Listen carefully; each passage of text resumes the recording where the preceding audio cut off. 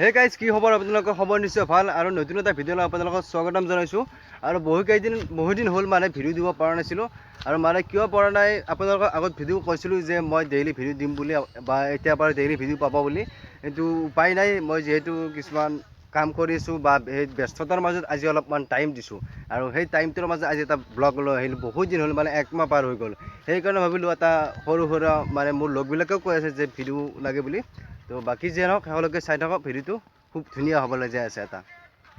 প্ৰথম গেঞ্জি পিন্ধিলোঁ আৰু যিহেতু গৰম বতৰ চাওক মানে পূৰা ৰ'দ দি আছে সেইকাৰণে এতিয়া স্পৰ্টিংটো মাৰি লওক কিবা কয় আৰু আমি এখন চাং বনাইছোঁ সৰুকৈ ইয়াত তো তাতে অলপ হাৱা বতাহ পাই খুব সুন্দৰ মুকলি বতাহ ঘৰতনো কিমান থাকিম আৰু সেইকাৰণে ভাবিলোঁ আৰু মোৰ মোবাইলটো চেঞ্জ কৰিছোঁ সকলোকে দেখুৱাম বুলি ভাবিছোঁ আইফোন 13 Pro Max হয় তো বাকী যে নহওক নতুন এটা ছাৰপ্ৰাইজ দিলোঁ আৰু আপোনালোকৰ মাজত আৰু আমাৰ দলংখনৰ বিশেষ বেলেগ নকওঁ আৰু মোৰ লগত আছে বিপুলে কি কয় আপোনালোকক দেখুৱাই আছোঁ খবৰ নিশ্চয় ভাল আৰু মই আহিছোঁ যাতে সকলোৰে খবৰ নিশ্চয় ভালেই হ'ব আৰু আজি আমি আহি গ'লোঁ অন্য এটা ভিডিঅ' লৈ আৰু আপোনালোকে শেষলৈকে ভিডিঅ'টো কিন্তু চাই থাকিব দেই একদম মট্টাপা ৰ'দৰ তাপত যিহেতু মোৰ মোবাইলটো কি হৈছিল যে জিঅ'নি মোৰ আছিল জিঅ'নি মোবাইল একদম কম দামী মোবাইল আৰু আপোনালোকে আগৰ ভিডিঅ'বিলাক মানে চাই ভাল নাপালে হয়তো কিন্তু উপায় নাই এই কেমেৰাটো বহুত বেয়া আছিল আৰু সেইকাৰণে এটা বেলেগ মোবাইল লৈ দিলোঁ আৰু এতিয়াৰ পৰা খুব ধুনীয়া পাব ভিডিঅ' চাই আৰু মোৰ কি কওঁ ভিডিঅ' ধুনীয়া মানে ধুনীয়াই পাব আৰু চেমচাং মোবাইলৰ কেমেৰা তো বাকী যে মানে অলপমান ভাল লাগে আৰু কেমেৰাটো যিহেতু আপোনালোকৰ চাইডত গমেই পাইছে যে গ্ৰীণ কালাৰ পূৰা আহি গৈছে আৰু মোবাইলটো মোৰ জিঅ'নি মোবাইলটো মানে আই চি জ্বলি গৈছে আৰু বাকী বিশেষ বেমাৰ নাই সেইকাৰণে বেলেগ মোবাইল এক্সচেঞ্জ কৰি দিলোঁ আৰু এতিয়াৰ পৰা ডেইলি ভ্লগ পাব আপোনালোকে ডেইলি নাপালেও এদিন এৰি এদিন পাই যাব মানে যিহেতু ব্যস্ততাৰ কথা কিমান কম আৰু সেইকাৰণে অলপ এটা আপোনালোকৰ বেলেগ ইউনিক টাইপ বস্তু এটা দেখুৱাই ইউনিক মানে গাইজ গমেই পাই যিহেতু আজিকালি ষ্টিকাৰ মানে চলাত সেই কৰা হৈছে আৰু ই মানে নিজে লিখি লৈছে দেখুৱাই আছোঁ এইটো কি লিখিছে ভাই এইটো জুবিন দাৰ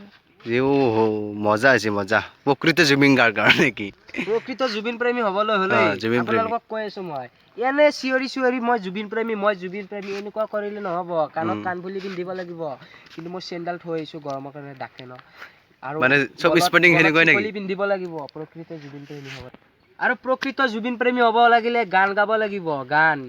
মানে গান মেইন নেকি গান মেইন জুবিন দাৰ ভাল পোৱা গান ধুমুহাৰ হতে গাব জানিব লাগিব আৰু ফাংচনত প্ৰকৃত যদি আপুনি জুবিন প্ৰেমী হয় জোচত নাচি থাকিব লাগিব উদয় ৰাতি আৰু এতিয়া যিহেতু মানে তলপাৰ হৈছে যে মিয়া নালাগে বুলি সিহঁতে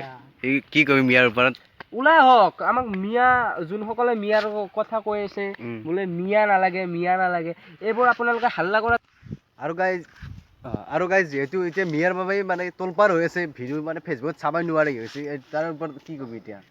মিয়াৰ ওপৰত মানে যোনসকলে মিয়াৰ কথা কৈ আছে মই সেইবোৰক সকীয়াই দিছোঁ মিয়া হাল্লা কৰি লাভ নাই অসমখনত এটা শান্তিময় পৰিৱেশ আছে সেই শান্তিময়টো বিনষ্ট নকৰিব আপোনালোকে যদি আপোনালোকক মিয়া নালাগে বাছ মিয়া আমি খেদিবলৈ ওলাই যাম কিন্তু অসমীয়া যুৱক যুৱতীসকল আহি যাওক ওলাই আহক এই দলং বনাইছে এই দলংখন দেখুৱাই দিব বেক কেমেৰাত এই দলংখনত এজন অসমীয়া যুৱক আছে নেকি ইয়াত ঢালাই কৰিবলৈ ওলাই গৈছে নেকি কিন্তু যোৱা নাই আমাৰ অসমীয়া যুৱক একদম যুৱক যুৱতীসকল কামৰ বাবে একদম এলেহুৱা সেইটো এটা মই কওঁ মোক বেয়া পালেও পাব আৰু খেতিয়কটো বেলেগে কথা খেতিয়ক মানে আজিকালি দেখাই নাযায় দিয়া মিয়া আগৰবিলাকে আছে মিয়াসকলৰ নিচিনাকৈ আপোনালোকক ওলাই আহক না আৰু হেমন্ত বিশ্ব শৰ্মাই যিটো এটা কৈ আছে আপুনি যুৱক যুৱতীসকলক সাহায্য দিয়ক ওলাই আহিব দিয়ক খেতি কৰিব দিয়ক এইখিনিয়ে আৰু আমাৰ অসমত কিমান সাৰুৱা মাটি আছে খেতি কৰিব দিয়ক বেপাৰ কৰিব দিয়ক কি আছে আমিতো কল বেপাৰ কৰোঁ ন এই দলংখনৰ বিষয়ে অলপ কম এতিয়া আমি যিহেতু মিয়াৰ মানে তলপাৰ চলিছে সেইকাৰণে অলপ মিয়াৰ মানে মাত দিব মিয়াৰ ওপৰত কি ক'ব মিয়াটো এইটো বন্ধ কৰক অসমীয়া যুৱক কেইজনে ধান কাটিব জানে কেইজনে হাল বাবলৈ জানে কেইজনে ট্ৰেক্টৰ চলাই কেনে আজি দুৱা মাটিত হাল বৈ কঠীয়া ৰুইছে কঠীয়া কোনে তুলিছে অসমীয়া যুৱকে তুলিছে কিন্তু মিয়া আহি কেনে ধান কাটি আমাৰ গাঁৱতে হওক চহৰে নগৰে কেৱল মিয়াই ধান কাটে অসমীয়া যুৱক কি কৰি আছে ওলাই আহক তেতিয়া আপুনি মিয়া তেতিয়া মিয়া চাইড লাগি যাব অসমীয়া মানুহে খেতি কৰক আৰু এটা কথা যে আমি ইয়াৰ মাজতে কৈ দিলোঁ যে অকল খাতি অসমীয়া বুলি নিজে কৈ থাকিলে নহ'ব যে আপোনালোকে কামবোৰ কৰিব লাগিব সেইকাৰণেহে যে খাতি অসমীয়া বুলি কয় আমি চিঞৰি থাকিলে নহ'ব মই খাতি অসমীয়া লাচিতৰ দেশৰ অসমীয়া হৈ কেনে আজি আপুনি টঙালৰ এটা গাঁঠি দি চাওকচোন আপুনি পাৰে নে নৰে হা আৰু কিন্তু সেইবোৰ কথা ক'ব গ'লে মিয়াই বহুত কাম কৰে যে ব্ৰিজটো বেলেগৰে কথা যে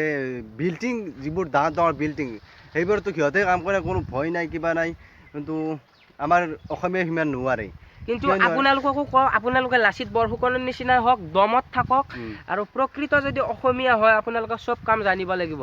কোদাল মাৰি থাকিব লাগিব ৰ'দত, সেইবাবে আমাৰ গাৰ ৰং এনেকুৱা হৈ গৈছে। আৰু এতিয়া আমি বহুতে কম হয়তো বয়সীয়া চাকৰিৰ মাথা মাৰিছে, আৰু যিহেতু মাৰাশ আৰু মনীষৰ কথা আমি ক'বলৈ নাযাওঁ, কিন্তু চাকৰিটো গাইজ বেলেগৰে কথা, আপোনালোকে নিজৰ বিজনেছ খটাওক। মানে কিছুমানে বহুত 5-6 বছৰলৈকে মানে চাকৰিৰ কাৰণে কিবা কিবি আৰু গাইজ এইবোৰকো মই ইমান মাত নেদাওঁ। তো বাকী যিয়ে নহওক সেৱালৈকে চাই থাকক ভিডিঅ'টো। কিবা ক'ব ই কথাটো কৈ দিয়ক। যোনবোৰ অসমত মিয়া আছে সেইবোৰ মিয়া কিছুমানৰ মেদী পট্টা আছে আৰু NRC আছে, সেইবোৰ প্ৰকৃত বাংলাদেশী নহয়। তেওঁলোকৰ অসমত সিহঁতৰো এটা এটা অধিকাৰ আছে। সেই অধিকাৰটো যদি আপোনালোকে কাজিয়া কৰিব নালাগে, মিলামিলি হওক না। মিয়াৰ বন্দি চলিব, অসমৰ বন্দি চলিব। কিন্তু এই মিয়া, অসমীয়া, বাঙালী,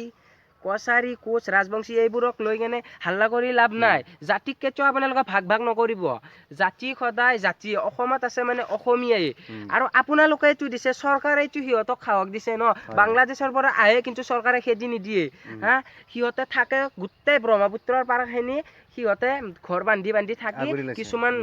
মিয়া আৰু কিছুমান মিয়াক মই কোৱা নাই, কিছুমানক কৈছো, যোনবোৰ অসমৰ বাহিৰৰ পৰা আহিছে মিয়াসকল আহিছে, আহি ব্ৰহ্মপুত্ৰৰ পাৰখন একদম জব্দ কৰি ৰাখিছে, সেইবোৰক কৈছো। আমি এতিয়া তাৰ ওপৰত ইমান নকওঁ, যিহেতু ক'লে তোৰ পৰা আমাৰ ওপৰতে কিছুমানে মানে বিভিন্ন ধৰণৰ ভিডিঅ' বনাব, আমি সেইকাৰণে আৰু কিছুমান নকওঁ কথা। তো এতিয়া আমি বেলেগ দেখুৱাইছোঁ আপোনালোকক দৃশ্য চাই থাকক।